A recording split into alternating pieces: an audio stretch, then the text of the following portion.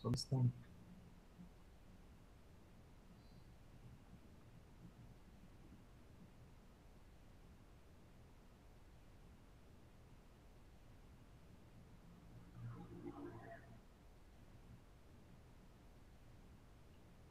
Pessoal, vocês estão podendo me ouvir? Tudo bem?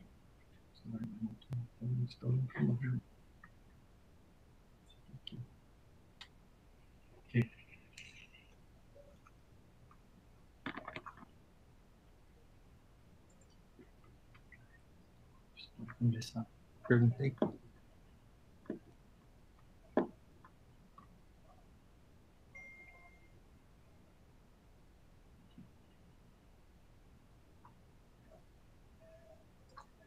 Peraí.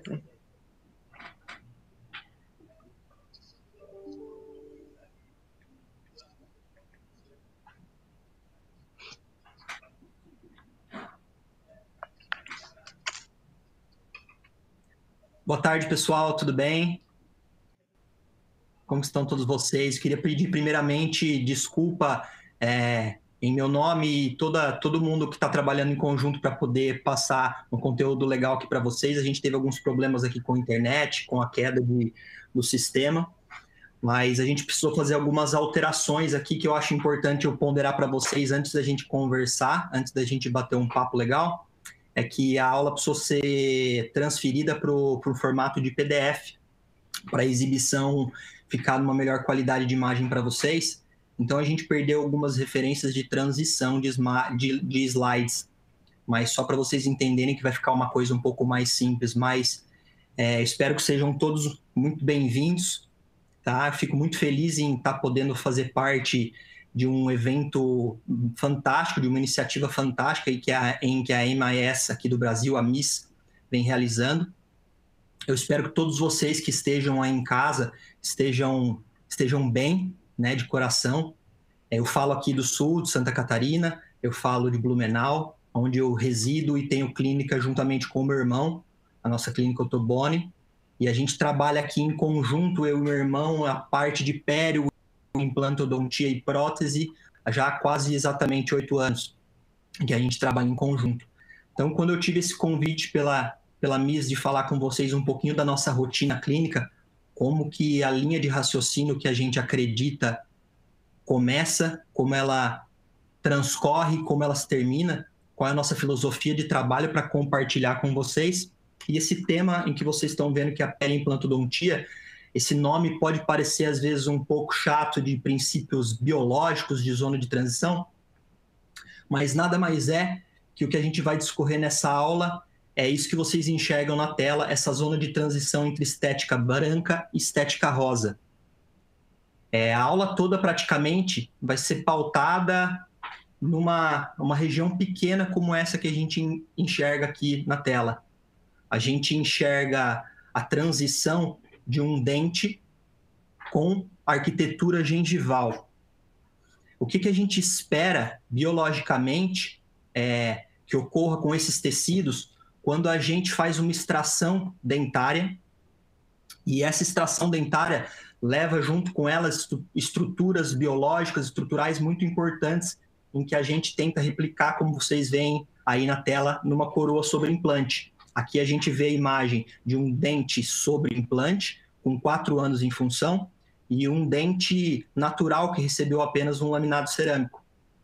Como que a gente pode lutar dentro do percurso clínico, na aplicatividade prática disso? Como que a gente pode percorrer com sucesso e conseguir ter uma transição funcional, que a gente consiga devolver as estruturas perdidas na posição que a gente almeja que seja correto, para que isso funcione pelo menos parecido com o que era o dente natural, fazer com que os tecidos periimplantares funcionem de maneira parecida com os tecidos periodontais.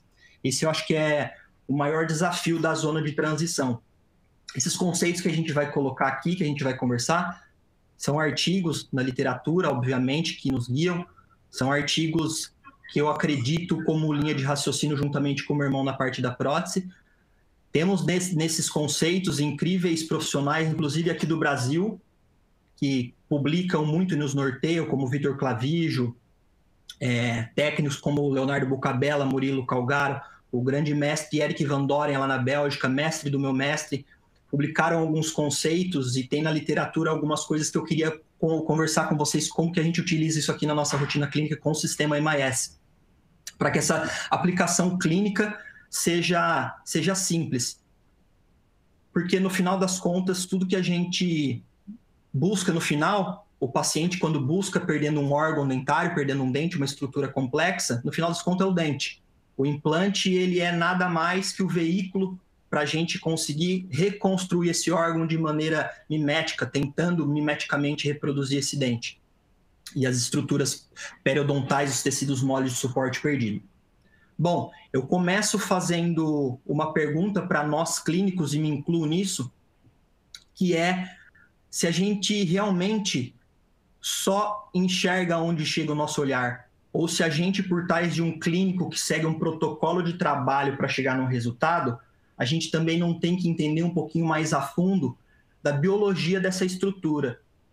E eu vejo muito a importância de entender histologicamente como que se comportam os tecidos, primeiro periodontais, depois os tecidos periimplantares, para a gente saber quais são as compensações necessárias para a gente conseguir chegar num resultado próximo ao que é biológico. E eu acredito, respondendo essa pergunta, que não, a gente não enxerga, a gente não alcança só onde a gente enxerga. A gente tem que olhar por debaixo disso, das estruturas importantes histológicas, que a gente vê nesse incrível livro do Iñaki Gamborena, que é um dos maiores periodontistas e implantodontistas aí, na verdade ele é protesista também, e que levam conceitos importantíssimos dentro da implantodontia há mais de décadas já. Esse livro dele, que foi publicado em 2015, se chama Evolution, ele tem um corte histológico muito interessante e uma narrativa, um dos primeiros capítulos da parte biológica, que faz a explicação muito bem simples, muito didático para eu compartilhar aqui com vocês, que nada mais é da histologia básica que a gente teve na nossa graduação mesmo, se for pensar. Todo dente, quando a gente tem ele dentro do processo alveolar instalado, a gente tem estruturas gengivais, como o suco gengival, como o epitélio juncional e o tecido conjuntivo que está abaixo desse epitélio juncional, que é a inserção conjuntiva. E o que vale mais chamar atenção, qual é a importância disso tudo, é que a arquitetura gengival se dá ao meio que essas estruturas se reúnem. A gente consegue, por exemplo, a formação de papila, quando a gente tem o epitélio juncional de um dente com o seu dente contralateral, e a união desse tecido conjuntivo, desse epitélio juncional dos dentes adjacentes, formam esses picos onde nós formamos nossas papilas. Por que eu trago isso como importância para a gente entender como que isso funciona? A partir do momento que eu vou retirar esse dente daí, começarão processos cicatriciais, processos de remodelação, onde algumas dessas estruturas precisam ser reconstruídas e guiadas para que se formem novamente sobre implante, sobre pilar, sobre o dente cerâmico que vai ser colocado em função. E aqui nesse outro slide a gente vê completamente uma situação para fazer uma comparação, um tecido histológico colocado no livro já mais antigo do Husler e do Otto Zur em 2013, onde eles colocam também um corte histológico do mesmo pesquisador, que coloca no livro tanto do Gamborena e cede suas imagens tanto para o livro do Otto Zur e do Marcus Husler. Aqui a gente vê o tecido que se forma sobre um pilar ou sobre a superfície do titânio, o tecido periimplantar, no caso, quando um dente foi retirado e instalado o implante. E o que a gente consegue entender aqui? Que muitas vezes os tecidos realmente são análogos. A gente também forma no implante um suco gengival, a gente almeja que forme isso, um epitélio juncional também, e a gente quer que forme essa inserção conjuntiva. Porém, no implante, a gente vai ter dependência de posicionamento de implante, de posicionamento tridimensional desse implante, de qual é a macrogeometria desse implante, qual o sistema de prótese que vai ser usado sobre esse implante. São muitos fatores que vão determinar a acomodação desses tecidos periimplantares. E por que eu vejo como suma importância compensar essas estruturas que vão ser remodeladas? porque o tecido peri-implantar, ele tem algumas falhas, vamos assim dizer, que o tecido periodontal, por exemplo, não tem. O tecido periodontal, a gente tem uma vascularização de 3 pontos completamente distintos, que é supraperióstea, do osso interdental, e a gente tem também a nutrição do próprio espaço do ligamento periodontal para esse epitélio juncional, para o tecido conjuntivo do dente. Quando a gente retira e tem aqui nessa situação o implante, a gente tem também essas estruturas, porém o epitélio juncional formado sobre um pilar ou sobre um implante, ele é um epitélio juncional que se adere e se conecta à superfície de maneira muito mais frágil. Nos dentes, a gente tem esse epitélio juncional, que vale lembrar que o epitélio juncional em dente é uma proteção do nosso organismo, é um selamento do meio externo da cavidade bucal com o meio interno. A gente tem, por meio do epitélio juncional, atuação celular e defesa do nosso organismo contra agentes microbióticos, contra subprodutos de bactérias, etc. No implante, tá aí a suma importância de também ter esse tecido reconectado no pilar ou no nosso implante. Esse epitélio juncional longo, esse tecido conjuntivo, porque ele também no implante vai fazer essa mediação e essa proteção da mesma maneira, porém de uma maneira mais frágil.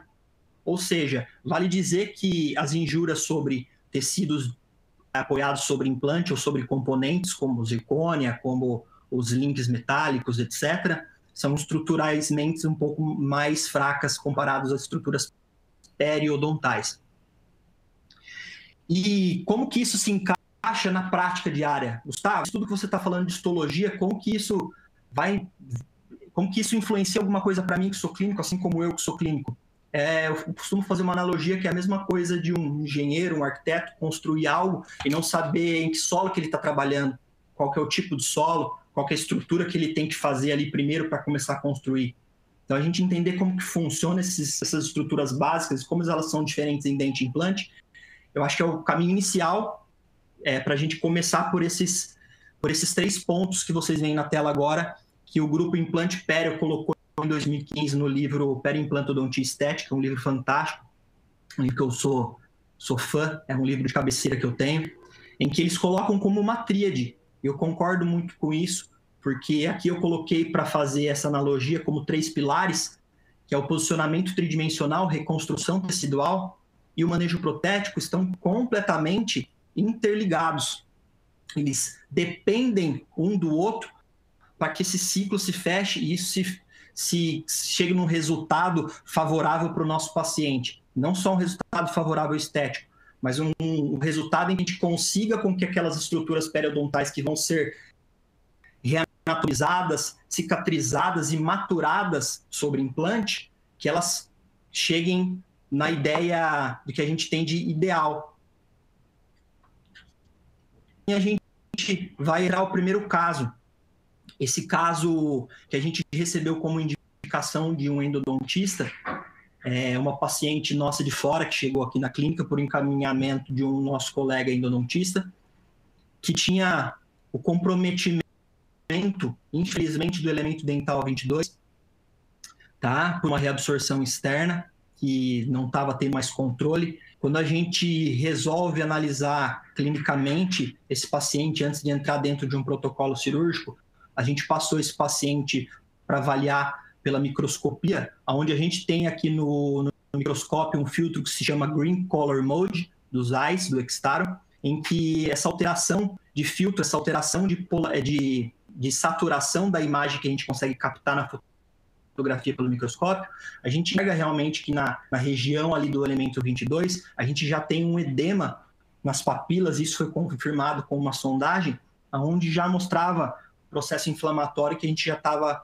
comprometendo o nosso tecido de suporte do dente. Confirmado que tinha que extrair o dente, a gente para atuação clínica e cirúrgica. Uma foto do nosso planejamento cirúrgico primeiro.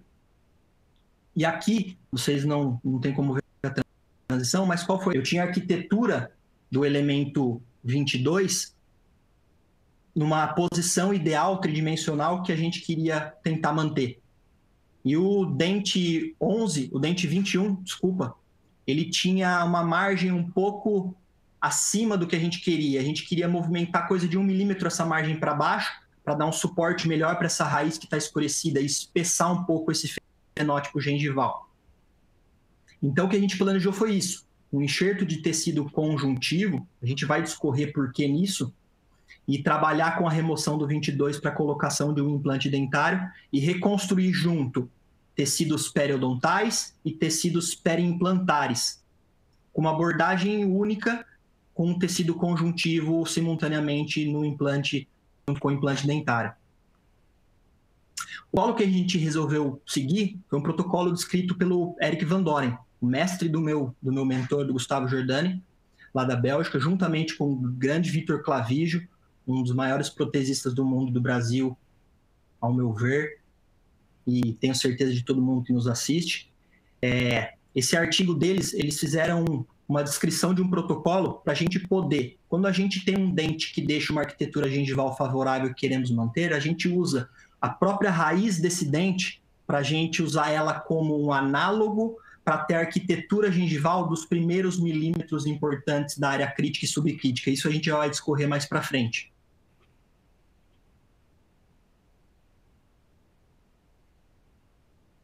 Travou.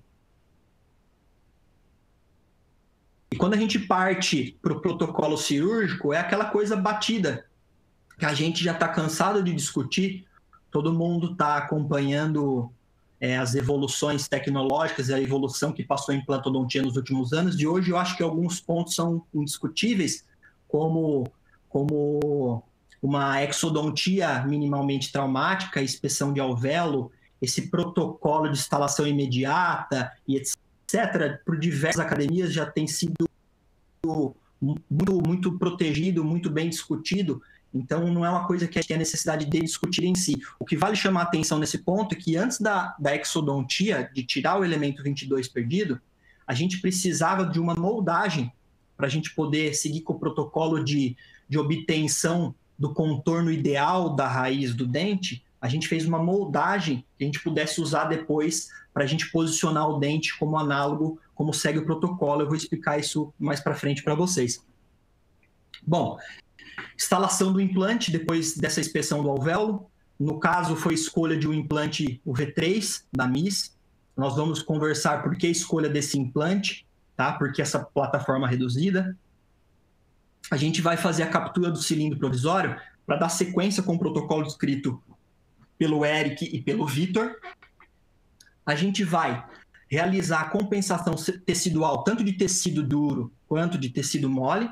Então, aí a gente vai abrir mão de uma técnica de recolher o enxerto de tecido conjuntivo, a técnica desepitelizada, descrita por Zucchelli em 2015. A gente vai fazer o preenchimento do gap com material de lenta reabsorção. Eu vou discutir o porquê eu acredito ser um material de lenta reabsorção. E a instalação do provisório com o correto perfil de emergência, para fechar aquela tríade que a gente estava discutindo.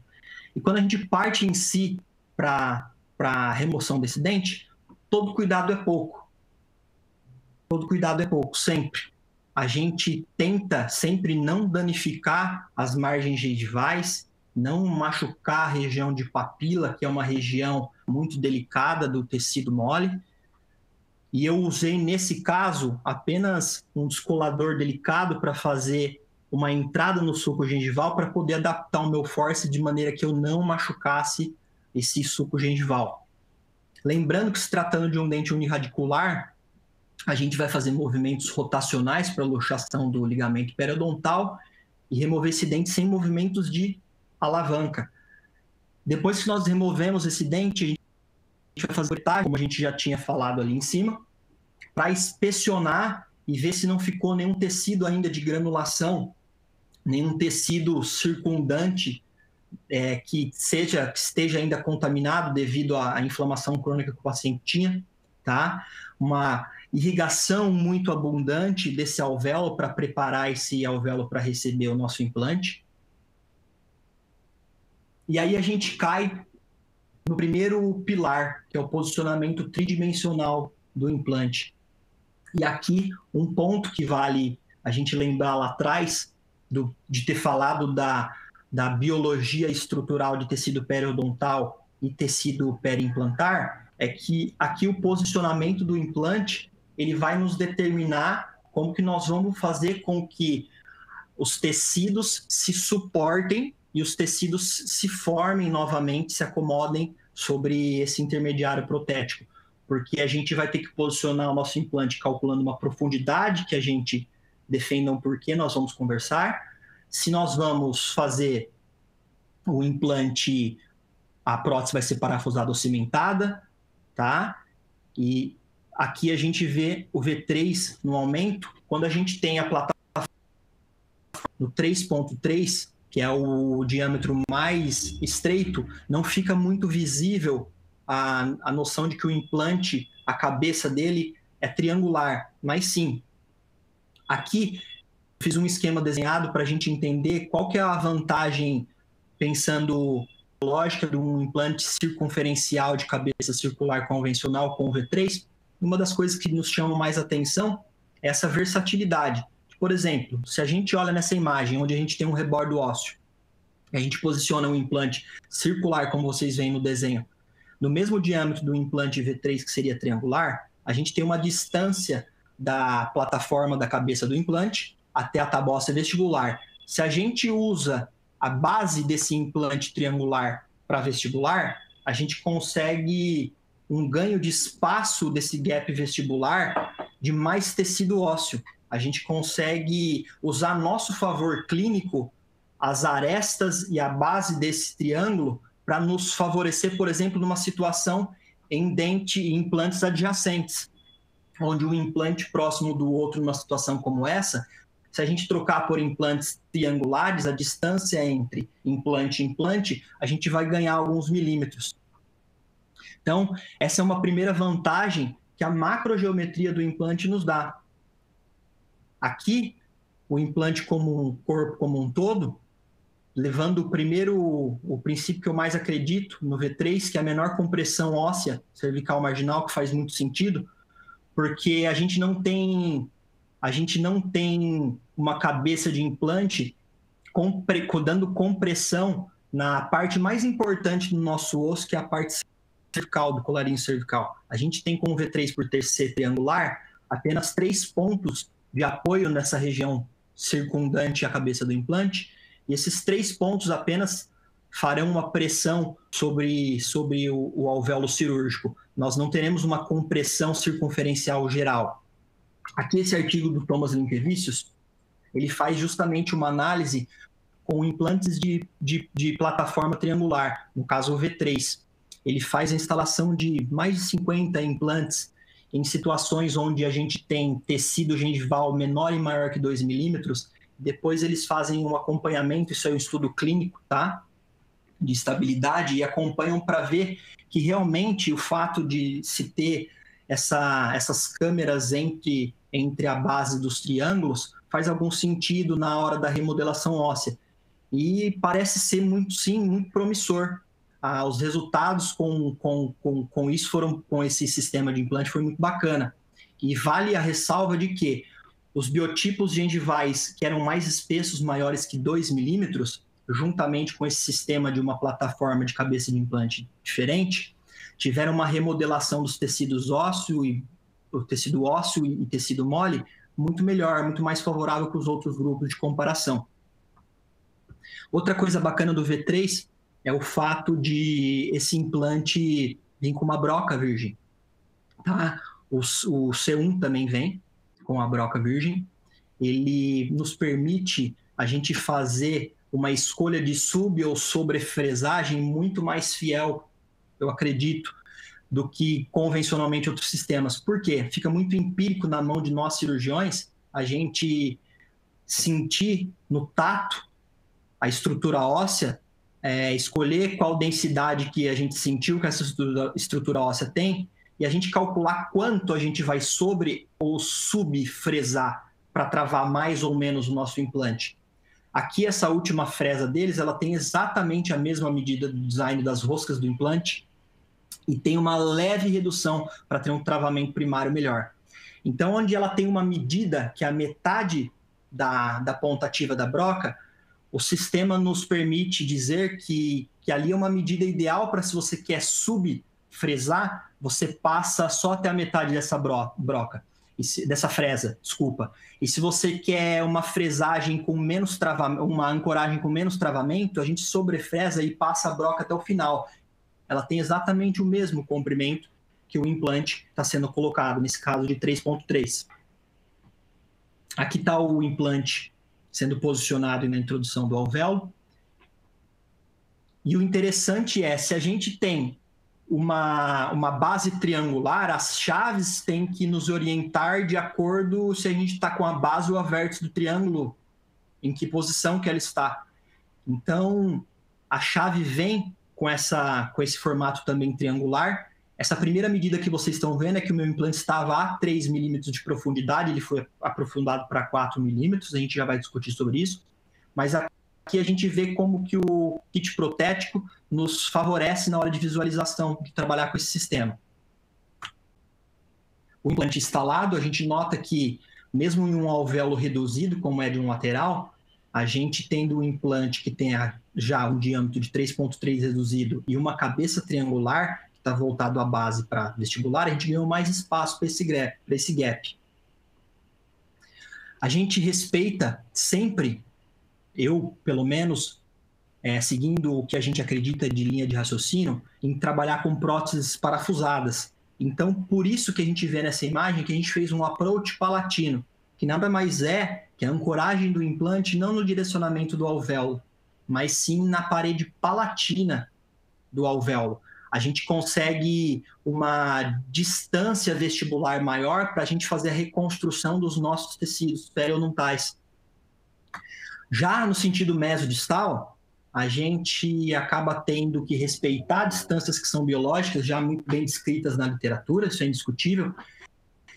Implante perto de dente, a gente tem que ter uma distância média em torno de 1,5 milímetro, escrito na literatura. Implantes de conexão cônica, como é o MIS V3, implantes Cone-Morse, de conexão Cone-Morse, já tem literatura falando que essas distâncias também podem, às vezes, até ser menor. Porém, uma distância que é um consenso maior de todos é esse 1,5 milímetro que a gente sempre busca respeitar.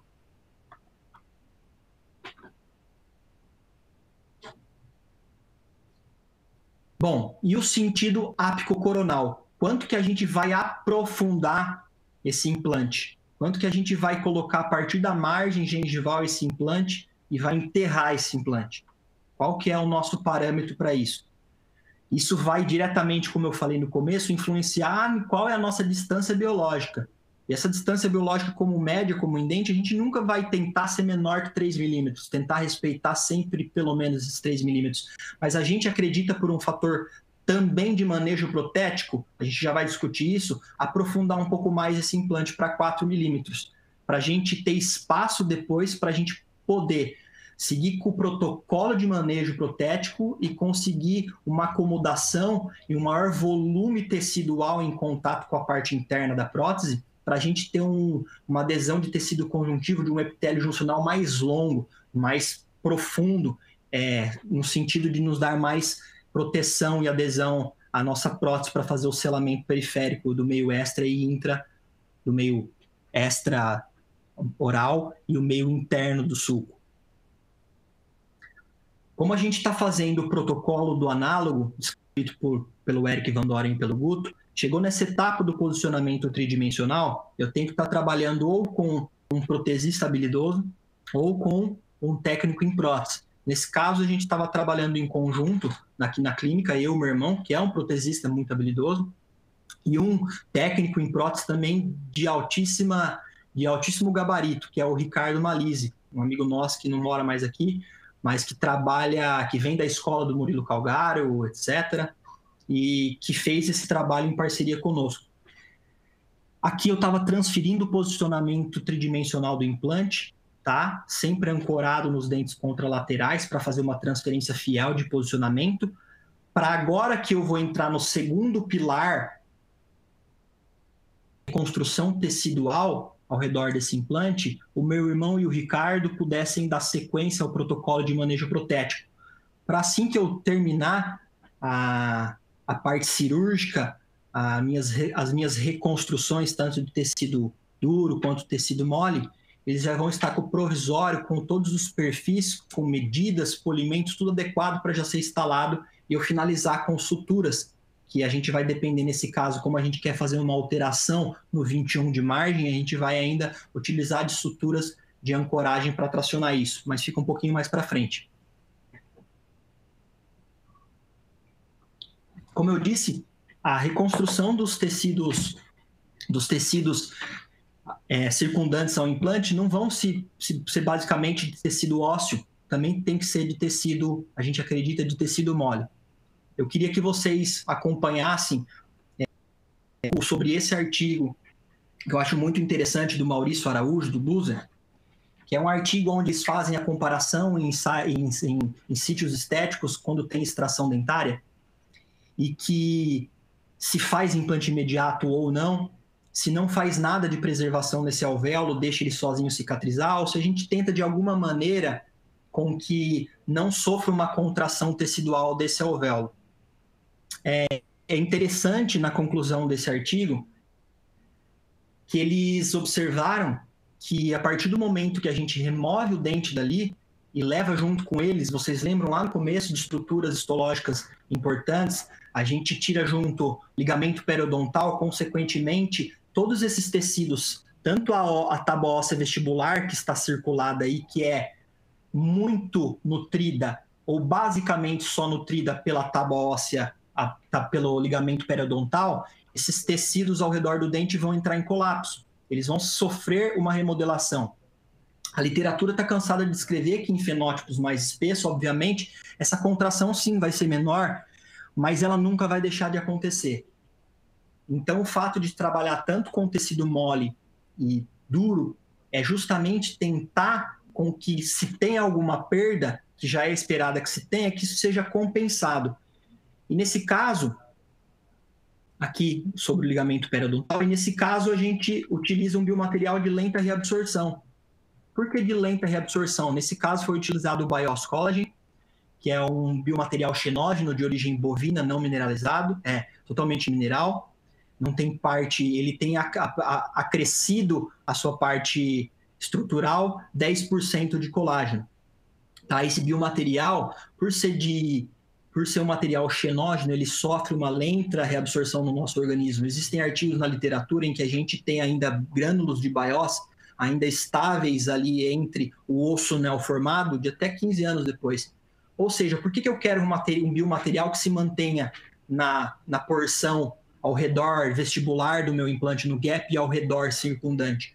Porque eu quero que por muito tempo, quando essa tábua óssea, que é ligamento periodontal dependente, for embora, eu tenha um arcabouço que sustente a estrutura do tecido mole.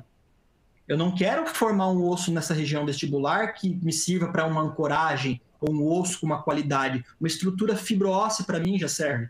Uma estrutura que aguente injúrias e que permita, com o acréscimo também de tecido de conjuntivo, a gente espessar esse tecido para ter um epitélio juncional mais espesso, mais longo e, consequentemente, esperar que tenhamos mais proteção.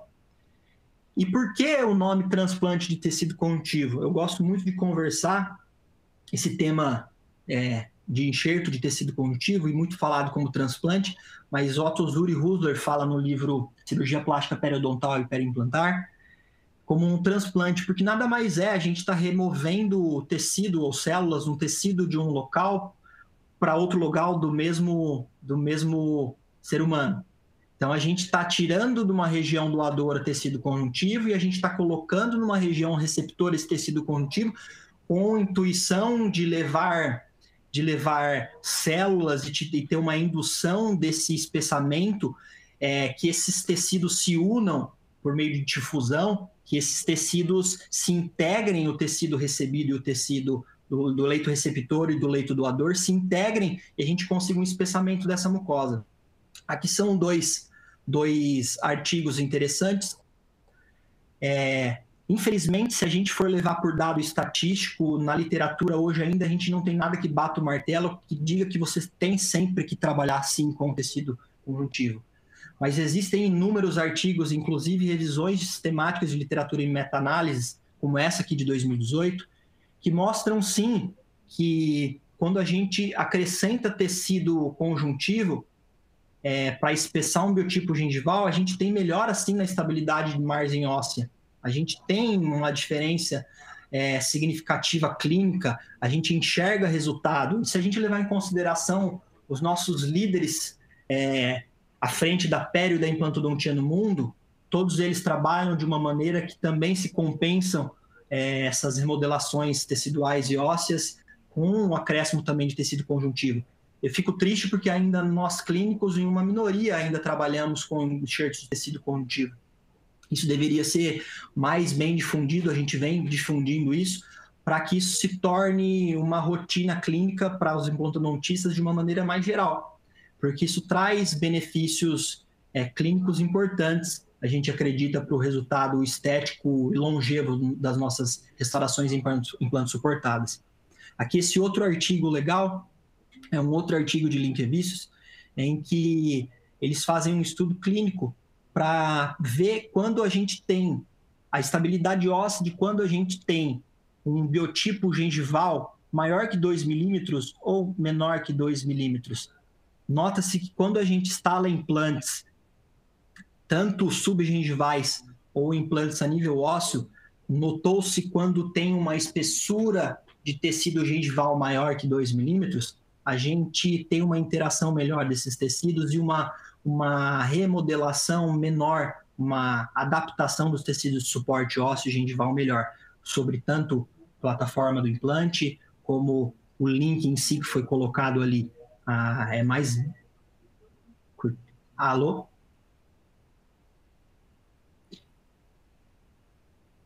A gente tem uma estabilização desse tecido melhor.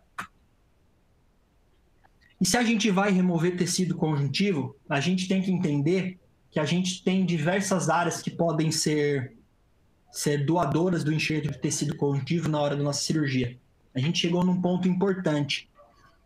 Os locais que são mais assertivos para a nossa retirada de enxerto de tecido conjuntivo, para a gente colher e fazer esse transplante tecidual, é a tuberosidade da maxila e o palato, certo? Os dois nos fornecem tecido para poder trabalhar de maneira assertiva. Porém, são alguns pontos interessantes para a gente avaliar anatomicamente e poder escolher. Histologicamente, se a gente for avaliar, ambas as situações, túbero ou palato, a gente vai ter um epitélio, a gente sempre vai ter uma lâmina própria, que é o tecido conjuntivo abaixo do epitélio, que é considerado pela literatura como o padrão ouro, que é a lâmina própria, é um tecido conjuntivo que contém mais colágeno, é um conjuntivo mais branco, é um conjuntivo mais estável. E logo abaixo dele a gente tem a submucosa. A submucosa já é um tecido mais glandular, mais gorduroso, é um tecido conjuntivo que não nos importa muito. É um tecido conjuntivo que está mais próximo ao periósteo, que está embaixo, e ao osso. Consequentemente, é um conjuntivo mais pobre. Bom, se a gente levar em consideração prós e contras das diferentes áreas de escolha desse tecido, a gente leva em conta que a gente tem na tuberosidade uma qualidade de tecido melhor. Histologicamente, a gente vê que a gente tem mais lâmina própria. Submucosa, tecido gorduroso em região de tuberosidade ou mais posterior do palato, primeiro, segundo, terceiros molares, são um tecido conjuntivo um pouco mais denso. Eles são um conjuntivo com mais fibra colágeno, como já dito, porém uma menor disponibilidade, correto? Não é todo mundo que tem uma tuberosidade que a gente possa remover um conjuntivo com o tamanho ideal que a gente precisa. Normalmente, quando a gente precisa para mais de um dente, já começa a ficar complicado. Bom, no palato a gente tem disponibilidade de sobra. A gente consegue trabalhar ali da região de canino até a região de segundo e terceiros molares. Então, a gente consegue no palato, para técnicas onde necessitamos de um conjuntivo mais longo, uma assertividade melhor. Porém, o palato a gente tem uma quantidade de tecido gorduroso mais próximo ao osso muito grande. Então, nos faz pensar na técnica de colheita desse tecido conjuntivo e qual técnica é mais indicada para cada caso, isso a gente já vai discutir, para saber se a gente está colhendo o tecido conjuntivo de maior interesse ou se a gente está colhendo um tecido conjuntivo mais pobre. A gente fez para o nosso grupo, Jordânio Toboni, uma apostila nos nossos cursos de imersões, onde a gente tem desenhos esquemáticos que ficam mais simples de a gente acompanhar isso. Por exemplo, nesse caso, a técnica foi escolhida de desepitelização, escrita por Zucchelli em 2015, onde a gente vai fazer a remoção do tecido conjuntivo no palato como um todo. Nós vamos remover epitélio junto e a lâmina própria que está logo abaixo. Como vocês veem no desenho descritivo abaixo, a gente tem três dentes, três situações, onde a gente faz primeiro uma divisão do epitélio e remove epitélio, conjuntivo, tudo junto. Uma dica que a gente dá é de fazer a desepitelização. A técnica em si, ela descreve para que a gente faça desepitelização, tire o epitélio na bancada com o auxílio de uma lâmina. A gente pode fazer por dermoabrasão. A gente faz abrasão de brocas esféricas na região de onde a gente vai colher esse tecido conjuntivo. E quando a gente remove epitélio tudo junto, a gente já desepitelizou na boca, tá? Por que essa foi a técnica escolhida para essa situação clínica, onde eu tenho dente implante? Por que eu escolhi fazer dessa maneira para colher esse tecido conjuntivo? Porque eu tinha duas situações ali. Eu tinha uma faixa de tecido conjuntivo que ia ficar sobreposta, interposta no tecido periodontal. Então, eu tinha no dente adjacente, no dente do lado, no 22, eu tenho uma situação implante suportado, onde eu quero um tecido conjuntivo mais denso, onde eu quero um tecido conjuntivo mais estável, porque eu estou trabalhando numa região, como a gente já viu, que é mais delicada, que é a região suprida pela parte implanto suportada. A nossa vascularização ali vai ser menor, então eu quero um tecido conjuntivo mais estável. Então eu escolhi essa técnica porque eu consigo pegar de uma maneira mais fiel a parte que mais nos interessa, que é logo abaixo do epitélio, que é a lâmina própria. A gente consegue um tecido conjuntivo de um comprimento necessário de uma maneira mais fácil. E nesse caso, a gente desenhou, se vocês verem nessa imagem, o conjuntivo já no palato para remoção. A gente tira ele. Como eu não precisava na região de dente de uma largura desse conjuntivo muito grande, na região que vai ser no dente eu tiro uma porção menor. E na região que vai estar voltada para a superfície implante suportada, a gente coloca uma quantidade maior. E para a introdução desse tecido conjuntivo, a gente vai trabalhar com uma técnica de tunelização. Tá? Essa técnica de envelope aí, descrita por Hatzky, se eu não me engano, em 85, para dentes, envelope, a gente utiliza isso em implante porque é uma maneira de não incisionar a papila.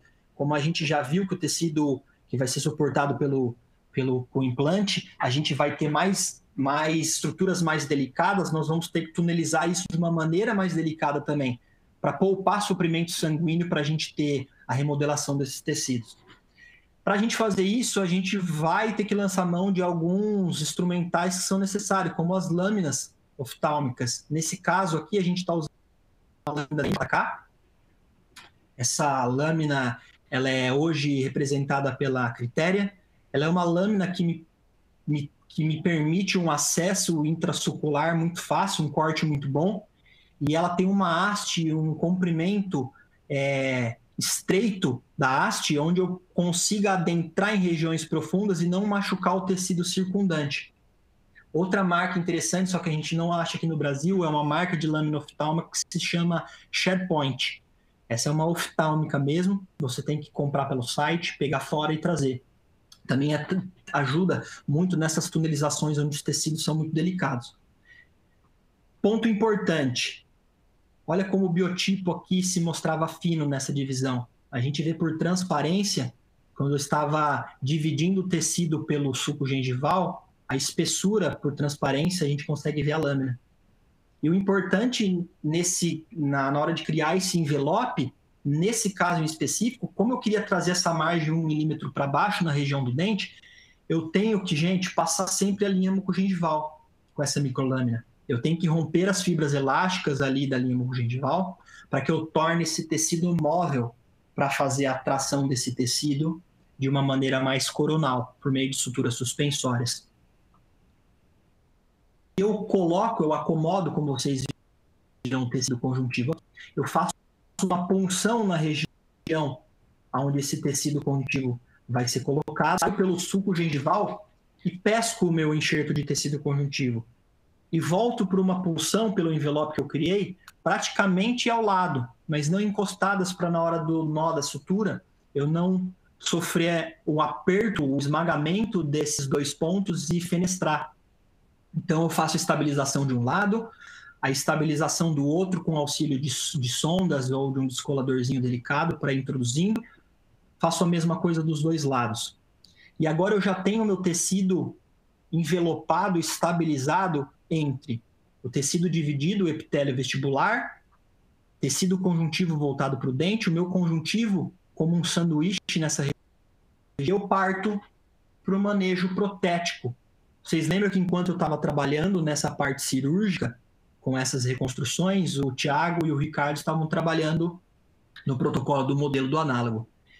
E essa parte que eu gosto muito, que é muito interessante, isso aqui que o Vitor e o Eric pensaram. Se eu já tenho essa arquitetura, vocês podem ver ali em cima como que a raiz do dente foi usada dentro do modelo como análogo. A gente vaza, eles vazaram uma gengiveste, uma gengiva artificial nesse modelo, e a gente tem, como vocês veem nesse modelo, exatamente a arquitetura do tecido de suporte periodontal, que a gente tinha antes.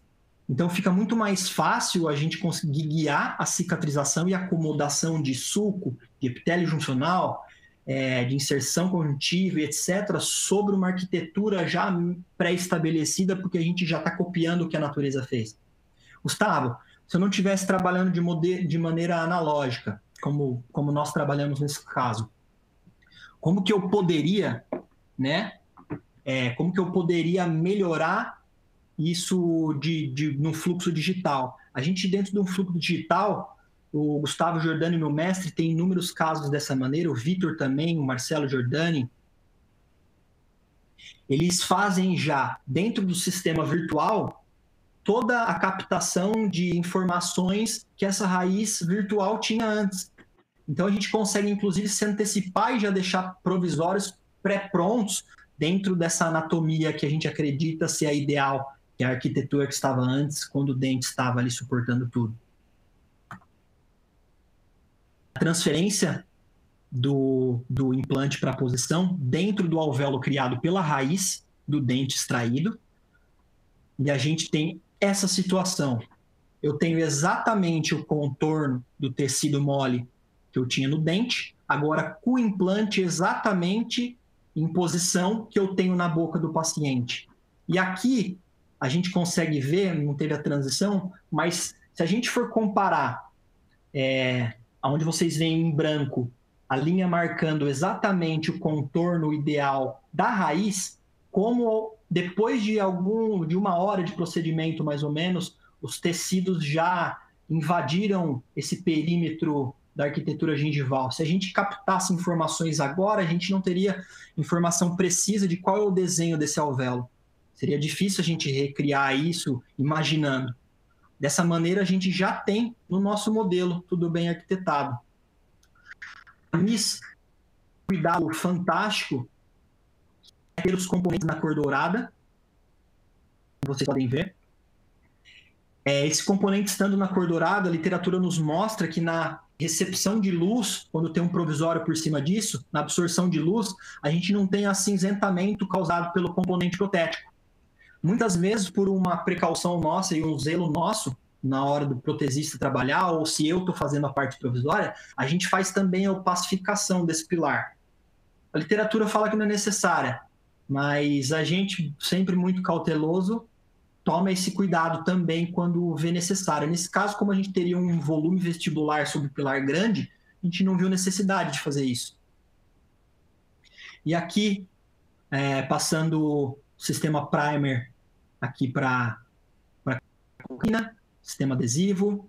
E aqui vocês podem ver que o provisório começa a ser confeccionado, os primeiros milímetros intracirculares de zona crítica e subcrítica,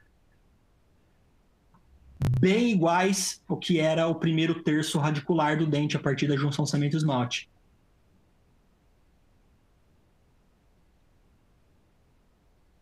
Por que a gente acredita nessa distância de profundidade de milímetros? É justamente porque a gente já desconta distância que é necessária do link protético que foi usado de 1 milímetro. A área crítica, que é o 1º milímetro intrasucular, a gente sabe que é responsável em trabalhar a margem gengival no sentido apical ou coronal, e a área subcrítica, que são os próximos milímetros, próximos 2 milímetros desse perfil de emergência, são responsáveis, marcado em roxo ali, em nos dar volume tecidual no sentido horizontal, se necessário. Então, a gente, respeitando essa medida de profundidade de 4 milímetros do nosso implante, como o Vitor Clavige e o Blas falam nesse artigo deles aqui embaixo, para tomar decisão, para fazer esse contorno, esse perfil de emergência sobre dente, sobre implantes, sobre próteses e implantes suportadas, eles acreditam que se estenda, se coloque dessa maneira. E aqui o link colocado, instalado, o dente em posição, com as suturas suspensórias. Quando foi instalado esse produto aqui, dado o torque necessário, a gente fez a união de alguns pontos fluidos ali nos dentes para eu poder fazer uma ancoragem na sutura e trazer esse tecido no sentido coronal, certo? Essa sutura utilizada é uma sutura descrita pelo Otto Zúrio Husler, que chama Double Crossed Suture. Ela não tem o sentido de tradução literal, esse é o nome mesmo, mas nada mais é que uma sutura de ancoragem no ponto de contato. É uma sutura ancorada para a gente tracionar essa margem. A sutura vale sempre a ressalva do fio que a gente escolhe para trabalhar os tecidos moles. A gente precisa de fios de qualidade. Nesse caso, a gente usou os fios da Tex Suture, o polipropileno e o Blue Nylon. O polipropileno, dentro da literatura, junto com os fios de PTFE, são os fios considerados com maior biocompatibilidade, né? Tanto que os fios de polipropileno, muitas vezes usados em cirurgias cardíacas, etc. O Blue Nylon, como o nome já diz, é um nylon numa coloração azul, só que a Tex Suture acertou muito em conseguir produzir um fio aqui no Brasil, um fio de nylon com uma memória elástica fantástica, um fio para se trabalhar como muitos poucos que existem, tá? A gente usou para fazer o contato no tecido, de tecido conjuntivo, na parte de enxertia, o polipropileno, pela melhor biocompatibilidade, e nas ancoragens, os 6 zeros de Blue Nylon. E aqui está um desenho esquemático na nossa apostila, de como é feita essa sutura. Um desenho esquemático dessa maneira. Como que a gente vai proceder? A gente tem envelopado ali, como vocês veem no diagrama, já o tecido conjuntivo. Eu vou fazer uma punção vestibular e passar para a palatina, pegando o epitélio, pegando todo o envelope com o meu tecido conjuntivo e saindo na palatina. Eu vou pela vestibular fazer a volta e passar por baixo do ponto de contato apenas com as costas da agulha, para eu poder começar novamente o mesmo processo pela palatina. Se eu entrei pela vestibular uma vez, saí, entrei pela meia, pelo ponto de contato com as costas, eu estou na palatina. Eu repito o processo. Da palatina eu também pulsiono o tecido palatino, saio na vestibular sem pegar tecido e repito de trás de palatina para vestibular o movimento de passar por debaixo do ponto de contato e eu saio na vestibular. Com isso eu fiz 2 laçadas sobre o ponto de contato e o desenho dessa sutura em pé fica parecido com o símbolo do infinito, aquele 8 infinito em pé. É uma ancoragem dupla. E eu traciono, vocês podem ver quando eu aperto o nó, essa sutura, tanto no sentido coronal, como também abraçando os dentes, o provisório em si, o provisório sobre dente e o provisório sobre implante. E aqui é o resultado que a gente tem de todo esse tecido maturado depois de 1 ano. Vale ressaltar que essa paciente, ela é uma paciente de fora que não voltou para um controle. Então, eu queria chamar a atenção para alguns pontos depois de 1 ano, nesse caso. A gente tem, depois de 1 ano, uma maturação muito bonita dos tecidos ainda sobre provisório. A gente teve uma reacomodação de sulco, de epitélio juncional, de inserção conjuntiva. A gente tem papilas em posição, um tecido visivelmente estável, ainda sob provisórios de PMMA, que ainda não são a melhor eleição para estar em contato com o tecido conjuntivo, por exemplo, em questão de compatibilidade biológica. A gente sabe que a zircônia definitiva, que vai estar por debaixo dessa prótese, quando ela for a definitiva, vai ainda sustentar esses tecidos de uma maneira mais assertiva, por ser mais polida, por permitir que o epitélio juncional se acomode ali em cima e faça uma adesão muito melhor para uma superfície polida como a zircônia. Mas, feito as compensações que fizemos de tecido, posicionamento, uma plataforma, um implante e componentes que permitam manter tudo de maneira biológica, a gente tem acomodação nesse tecido correto.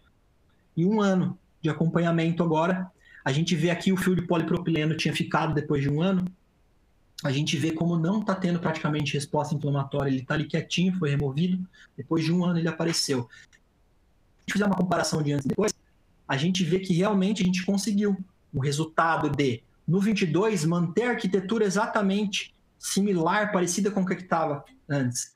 E no 21 a gente conseguiu o recobrimento e um espessamento daquele tecido periodontal para esconder aquela raiz escurecida que a gente tem antes. Agora esse paciente só vai ser conduzido para fazer a reabilitação final, que é o passo que a gente vai, em outro caso, discutir agora.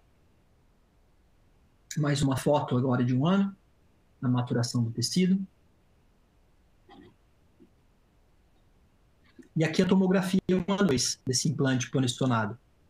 Então a gente vê que o V3 ele deixou espaço, mesmo para um gap reduzido, um espaço vestibular que a gente ainda tem ali, ó, a manutenção da estrutura do biomaterial, um volume de tecido ali conjuntivo gengival, porque essa tomografia foi feita, desculpa a qualidade, não foi feita aqui, a paciente fez para mim de fora.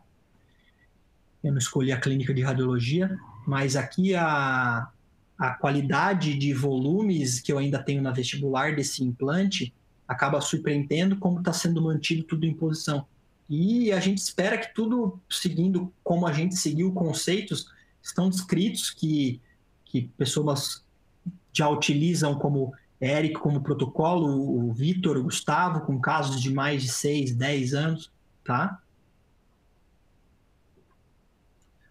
Como que a gente vai trabalhar agora na parte de perfil para assimilar e mimetizar quando a gente não tem um dente em posição que vá nos dar a arquitetura gengival antes ideal. A gente não tem o elemento 11 nesse dente aqui, a gente não tem aqui, ó. Essa paciente veio para a gente indicada com ortodontia e ela perdeu o elemento 11 dela. Todo um processo carioso, mas o que é interessante avaliar nesse aspecto, aí que sumiu aqui para mim,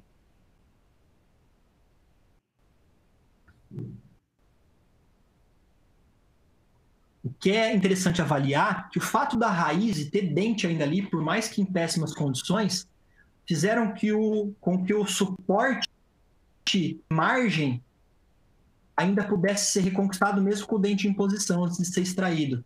A gente simplesmente entrou com essa paciente num protocolo de readequação ao meio, porque esse provisório que estava aqui antes estava causando uma compressão, uma isquemia nesse tecido periodontal e estava alterando a margem desse dente. Só com o alívio de pressão e uma situação em que a paciente começa a higienizar melhor, a gente já teve a readequação dessa margem gengival. Por que a gente consegue isso de maneira rápida, de uma semana para outra?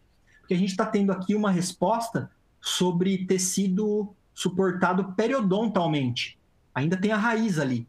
Então você vê que, por ser um tecido ainda rico em células de fibroblasto, esse tecido conjuntivo, como ele reage de uma maneira rápida. Ele reage de uma maneira fisiológica, mais tranquila para nós do que se fosse uma situação já com implante. E aqui a gente, por protocolo, mais uma extração com todos os cuidados. E aqui, como que nós vamos conseguir manter a arquitetura gengival que a gente considera que esteja ideal? Nesse dia, eu queria muito trabalhar novamente com o protocolo do modelo do análogo, do protocolo escrito pelo Vitor e pelo Eric, só que a gente não tinha o remanescente a gente não tinha coroa para poder fazer a transferência e usar como análogo. Então, conversando com o Vitor no telefone, meu irmão falou com ele, e uma das ideias que eu achei brilhante foi, antes, como a gente tinha o tecido na posição que a gente queria, foi feita a introdução de um fio retrator, para que o provisório nos guiasse no posicionamento ideal que a gente queria o dente final provisório, que o provisório capturasse essas informações para a gente, como se fosse a transferência da raiz no análogo, como a gente viu no arquivo, no artigo e no caso anterior. A gente consegue captar contorno de zona crítica, que é o primeiro milímetro ali intrasucular captado pelo fio, pela transferência dessa resina, e o contorno horizontal ideal que a gente almeja manter. Então a gente já consegue replicar isso na hora do nosso provisório. A extração desse dente efetiva, aqui era um vídeo, vocês não vão conseguir ver, mas era um vídeo de como um dispositivo atraumático, tentando ser minimamente traumático, funcionaria. Esse é um dispositivo similar ao Benex, onde a gente faz uma ancoragem radicular, como um saca-rolha, e gira uma polia, onde esse cabo que vocês estão vendo faz o tracionamento dessa raiz. E com o tracionamento radicular, a gente rompe ligamento periodontal sem movimento brusco nenhum e consegue remover esse elemento dentário de uma maneira mais segura, estável. Mais uma vez, o posicionamento do meu implante nessa hora vai ser totalmente guiado, novamente, com o que a gente almeja no final. Qual vai ser a profundidade? Qual vai ser o posicionamento 3D? O que eu quero de estrutura que se forme? Eu quero uma distância biológica correta?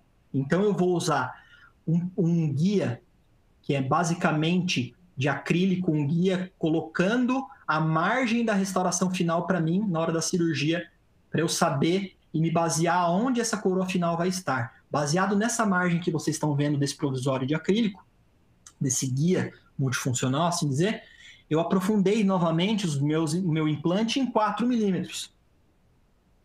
E a técnica descrita para enxerto de tecido conjuntivo, nesse caso, foi a linear. Mais uma vez, num desenho aqui na nossa apostila, a técnica linear consiste em uma incisão única, dividir o epitélio primeiro, e numa segunda divisão, tentar recolher a parte mais superficial ali do tecido conjuntivo, deixando ainda conjuntivo voltado para o periósteo e para o tecido ósseo no palato. Isso gerando uma coaptação, isso por primeira intenção, depois por sutura simples ou em X, mas a gente tem a união dos bordes, uma coaptação por primeira intenção. Vale lembrar, a curva de aprendizado para essa técnica precisa ser um pouco maior, porque se a gente precisa colher enxertos longos, é muito mais difícil trabalhar dentro desse envelope por meio de uma incisão única. Mas nesse caso, como a gente precisava de um conjuntivo para foi minha técnica de eleição e o paciente também não tinha tuberosidade para tirar. Quando eu colhi esse conjuntivo, a gente vê na imagem aqui, agora a imagem real da cirurgia, a primeira divisão bem paralela ao tecido, deixando o tecido epitelial bem fino. E eu já enxergo a lâmina própria, que é o tecido que eu almejo ali colher. E eu faço uma segunda divisão. Ó. Essa segunda divisão, eu consigo desconectar o conjuntivo da submucosa, que é a parte mais gordurosa, que eu vou deixar ainda ali no palato. Depois, no auxílio de incisões verticais e uma lá na base, eu libero esse... Vocês podem ver que ele sai com uma coloração um pouco mais amarelada devido à quantidade de submucosa, que pelo controle visual e prático da técnica, a gente acaba recolhendo menor na hora da técnica cirúrgica. Porém, a gente limpa essa gordura e deixa ele fibroso também. A gente deixa esse tecido o mais estável possível. A gente colheu ele o mais superficial possível, mesmo pela técnica linear. Então, a gente ainda acredita estar trabalhando uma lâmina própria de mais qualidade. Porém, é uma técnica mais sensível ao operador, sim. Colocação também de um biomaterial, certo? De lenta reabsorção. Mais uma vez, o Bios Collagen, como um material descrito na literatura, não o collagen em si, mas o Bios em si, um dos biomateriais muito mais bem... um dos biomateriais mais bem pesquisados aí no mundo, que nos dá uma segurança muito grande de trabalhar. E a colocação desse provisório, sem compressão. Nota o black space, como essas papilas estão fora de posição. Como que a gente acredita que isso vai se adequar? Porque a gente sabe que a gente respeitou as medidas necessárias de posicionamento de implante, a gente trabalhou com manobras cirúrgicas de reconstrução dos tecidos, para que a gente agisse com excesso de tecido para ter excesso de indução de uma readequação e uma cicatrização ideal sobre um provisório que está guiado de maneira ideal ao contorno que a gente tinha do dente antes. A gente quer que isso se acomode de uma maneira estável. E, infelizmente, nesse caso, a paciente não era colaboradora. Vocês lembram que lá no início a gente já precisou para um protocolo de readequação e higienização? Essa paciente voltou 90 dias para a gente, nesse caso, nessa situação.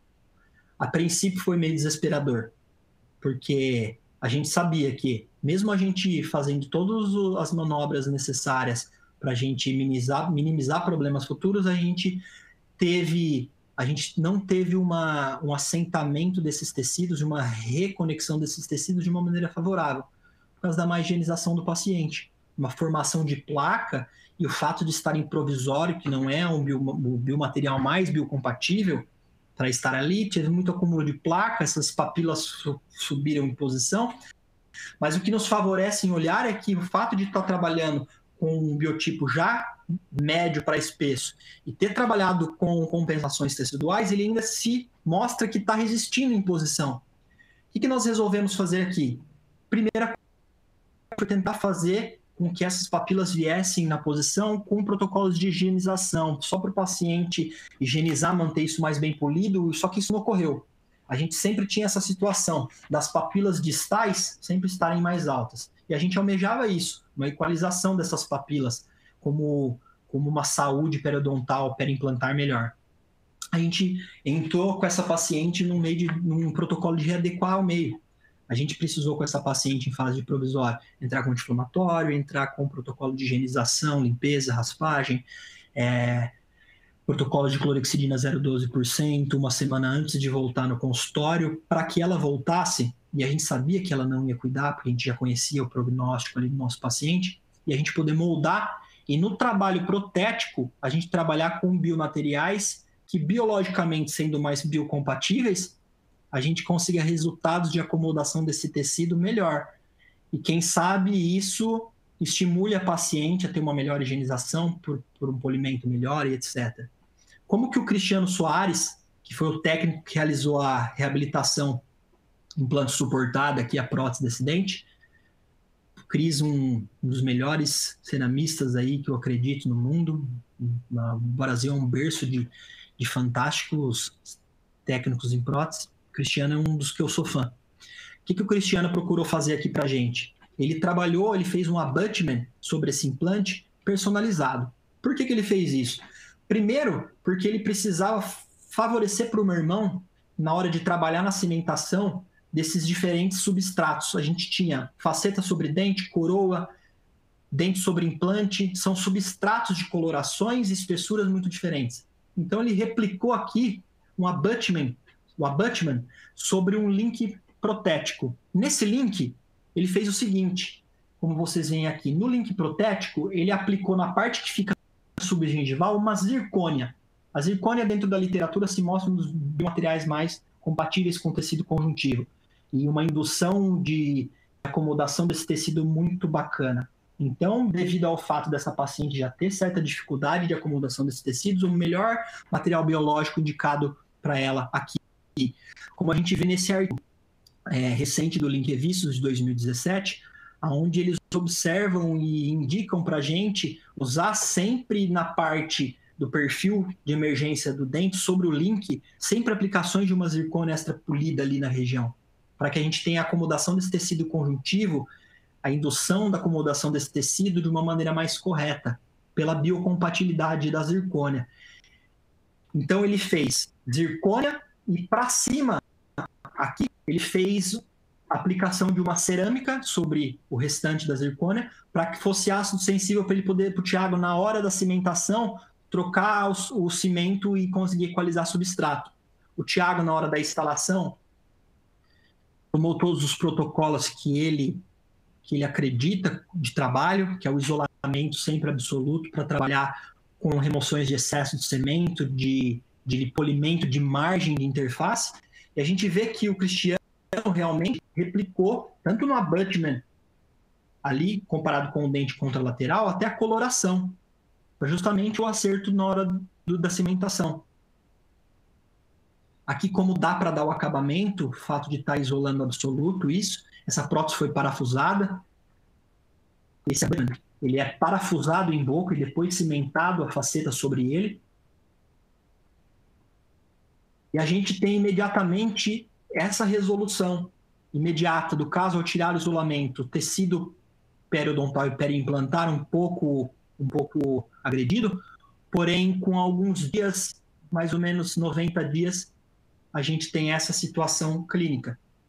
Eu acredito que pelo fato da gente agora, a gente fez a mesma coisa no primeiro caso, de trabalhar com posicionamento que a gente julga ser ideal, profundidade ideal desse implante de posicionamento 3D, a gente trabalhou de uma maneira que a gente permitisse com que todas as estruturas periodontais que se reacomodassem sobre implante agora, que são periimplantares, tenham um espaço suficiente para se reacomodar. Isso aqui, essa transição, olha como que essa margem ainda se apresenta estável. Isso foi devido ao respeito em todas as etapas, na parte cirúrgica, na parte de manipulação dos tecidos, na parte de posicionamento de implante, manipulação dos tecidos e na parte de condução protética. Não tem como fugir disso aí. A gente avalia só o modelo que o Cristiano fez, do perfil de emergência que a gente conseguiu com o dente comparado com o dente, do implante com o dente contralateral. O que a gente tem para analisar? Que o volume, a arquitetura tridimensional replicada, a gente conseguiu visualmente, então do ponto de vista estético isso fica fantástico, mas ao meu ver do ponto de vista funcional, a gente deu espaço mais do que suficiente para a formação de um suco gengival e de um epitélio juncional mais longo, que seja funcional e consiga funcionar como ainda protetor desse implante, dessa prótese implante suportada e o tecido conjuntivo abaixo dele. E como trabalhar isso de uma maneira onde a gente tem espaços reduzidos, como ao meu ver é uma das questões mais difíceis, ao caso clínico, a situação clínica mais difícil em conseguir mimetizar as estruturas periodontais passar para periimplantares, a gente conseguir mimetizar essas estruturas num espaço tão pequeno como o incisivo central inferior. Esse, para mim, é um dos maiores desafios. Mas, a gente seguindo exatamente a receita de bolo no começo, a gente consegue sim trabalhar com resultados. Pequenas alterações dentro da técnica, por se trabalhar numa região muito pequena, tem que ser um implante de uma plataforma reduzida, tem que ser um biomaterial também, da mesma maneira xenógeno para ter lenta reabsorção, também um tecido conjuntivo, mas olha na terceira foto a espessura e o tamanho desse enxerto de tecido conjuntivo. Para cada situação clínica, a gente vai fazer um mesmo protocolo, porém, adequar esse protocolo para aquele paciente que é um ser individual. Eu precisava de um conjuntivo para um espaço que não tinha nem 8 milímetros, o tamanho de uma média de uma ponta ativa de uma lâmina 15C. Para que eu ia tirar aqui nesse caso? Um enxerto conjuntivo longo, etc., espesso? Não.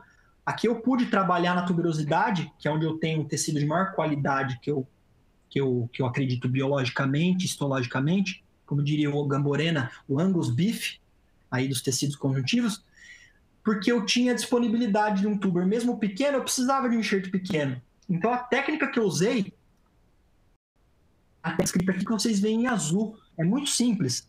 Eu tenho a técnica de divisão, onde vocês veem em rosa ali, onde eu faço incisões paralelas e divido também o tecido e tiro como uma cela praticamente todo aquele conjuntivo da tuberosidade, desde o osso, nessa situação isso é diferente. Mas aqui onde a gente vê em azul, é uma outra técnica, onde eu removo como se fosse uma cunha distal, de remoção de tecido. Eu deixo em azul, como vocês estão vendo, como se fosse uma alvéola pós-extração de um terceiro molar.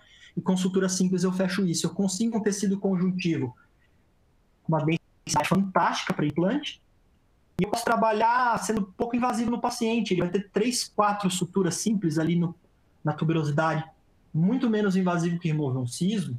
no pós-operatório, não teve remoção óssea, eu trabalho, deixo esse conjuntivo também bem fibroso, envelope esse conjuntivo da mesma maneira, e mais uma vez, o técnico em questão que aplicou esse trabalho para a gente, mais uma vez, foi o Cristiano Soares. E esse foi um dos casos mais especiais, foi um dos últimos antes dele ir embora, que a gente trabalhou junto. E mais uma vez, o Cristiano entendendo da biocompatibilidade da zircônia, como a gente viu que o Linkevicius fala, e a gente acreditando que para o tecido conjuntivo, para adesão de epitélio juncional, a zircônia é a melhor ideia, ele trabalhou novamente sobre um link metálico sobre o implante. Eu dei o espaço para ele de profundidade, lembra? Profundidade do implante, posicionamento 3D ideal para ele poder trabalhar esse perfil de emergência. Ele trabalhou área crítica, subcrítica, como descrito por Blas e Clavijo.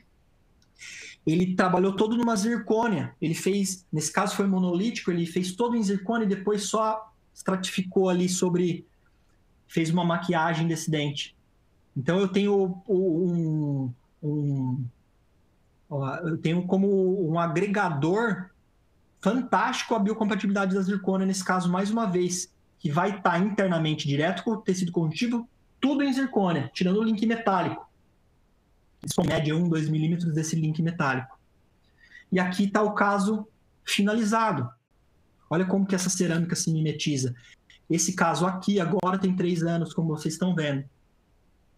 Como que papéis em posição, tecido conjuntivo, o tecido gengival, desculpa, se mantém numa arquitetura similar aos dentes adjacentes e ao tecido periodontal, como que no tempo ele até resiste melhor, ó, pelo fato do polimento bem adequado, um perfil de emergência correto, nem acúmulo de placa a gente está tendo.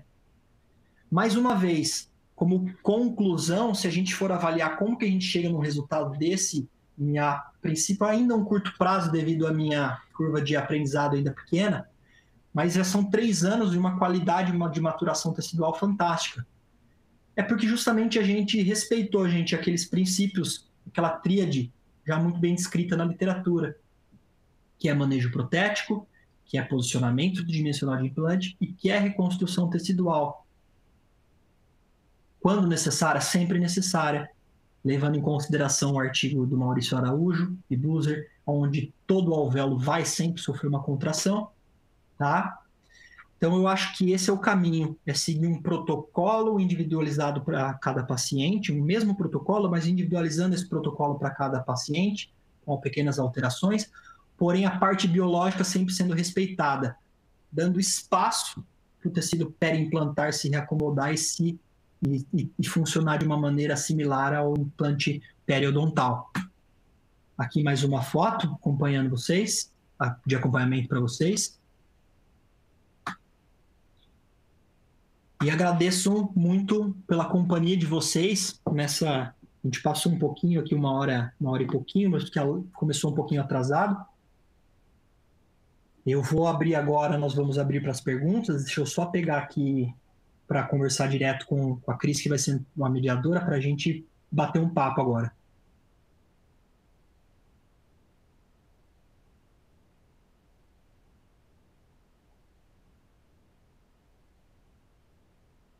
Vão mandando as perguntas para a gente conversar mais um pouco. A Cris vai me repassando essas perguntas aqui e a gente vai discutindo, tá?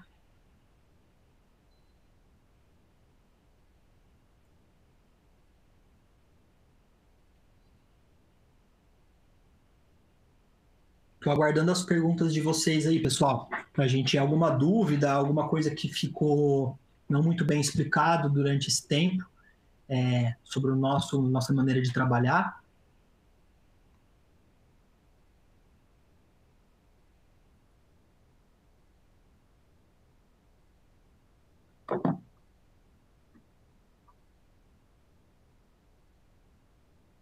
Não precisa ter timidez, porque está todo mundo longe, né?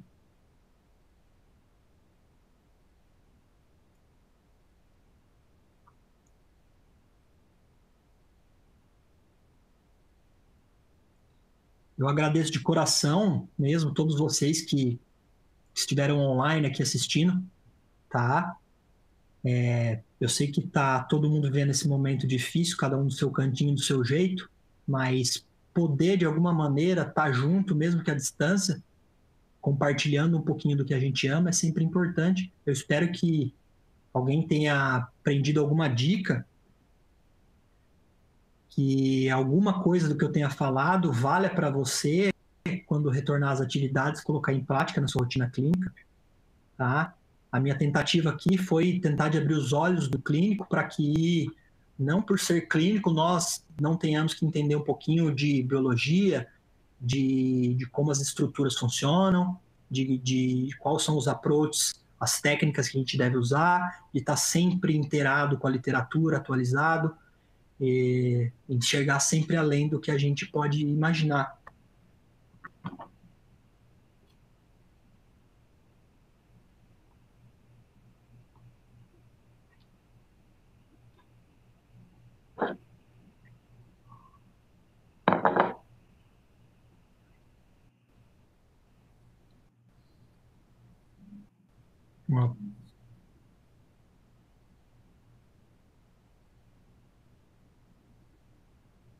Ó, teve uma pergunta aqui, legal, tá, do Gabriel. O Gabriel perguntou assim, qual a sua preferência, tuber, e se eu vou escolher a técnica linear ou livre desepitelizada? Bom, Gabriel, se a gente for buscar na literatura, o Otto Zur e o Husler publicaram um artigo falando da sensibilidade pós-cirúrgica na remoção de várias técnicas. E foi notado que, independente da técnica ali, quanto mais profundo a gente vai no palato, o linear de dor do paciente é pior. Ele tem mais dor. Quanto mais raso a gente consegue ficar, a gente tem uma resposta à sensibilidade de dor melhor. Então, o que eu acredito? Como a técnica desepitelizada a gente consegue controlar visualmente mais fácil quanto a gente está se aprofundando e onde a gente está trabalhando na espessura gengival por completa, a gente consegue se manter numa espessura mais rasa, logo abaixo do epitélio, contando que o epitélio tem só 300 micrômetros, e logo abaixo dele já começa o tecido conjuntivo mais interessante para a gente, que é a lâmina própria. Vamos considerar que democraticamente, para que isso seja replicável, a minha preferência é pela desepitelizada, porque eu consigo um padrão de qualidade de um mesmo enxerto mais superficial, com mais qualidade de lâmina própria, mais denso, com mais nutrição de colágeno, tá? Então, sempre a minha escolha por disponibilidade, por democratização, é a técnica desepitelizada. Porém, se você fez a pergunta tuberosidade ou palato e técnica desepitelizada, porém, região tuberosidade. Fica meio contraditório, mas porque anatomicamente, histologicamente, a tuberosidade me dá um tecido mais denso e mais resistente. A gente pode acreditar dessa maneira. Então, ele seria a minha opção. Só que a tuberosidade é uma região onde a gente tem realmente muito pouca disponibilidade. Então, de uma maneira democrática, para a maioria das vezes, a gente vai acabar usando o palato, tá? Se eu pudesse escolher, seria sempre tuber. Mas como a maioria das vezes é palato, nós vamos pela técnica desepitelizada. Isso fica mais democrático. Tá bom, Gabriel? Uma outra pergunta aqui, pessoal, ó. O Thiago tem uma dúvida aqui. Obrigado, viu, Thiago, pelo elogio. Fico feliz que tenha gostado. Se eu tenho feito enxerto gengival livre em regiões estéticas, qual a minha conduta? Bom, dentro da periodontia, os enxertos gengivais livres, tanto voltado para implante ou para dente, eu opto por sempre fazer pouco tecido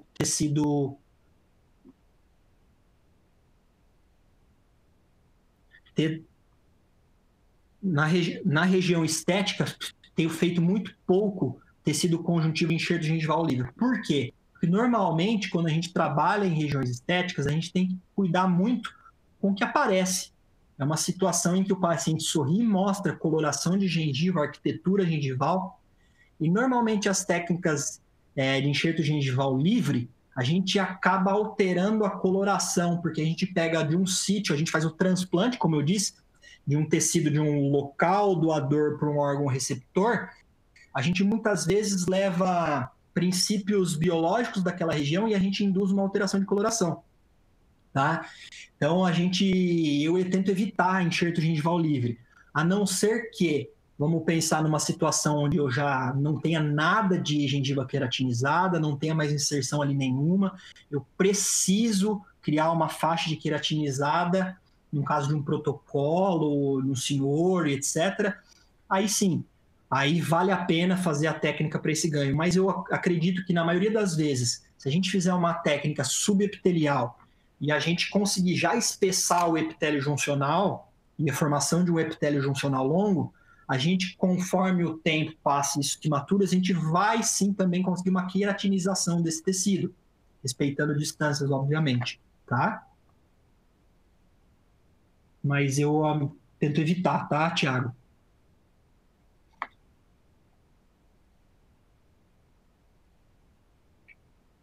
Bom, as duas perguntas.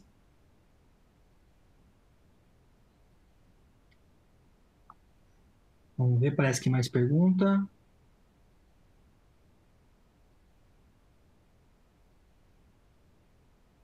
A gente não tem mais perguntas aqui por enquanto. Eu que agradeço vocês, viu, Gabriel, Thiago, pelas perguntas.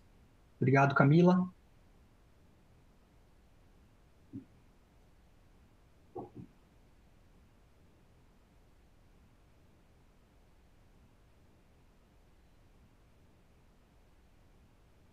Bom,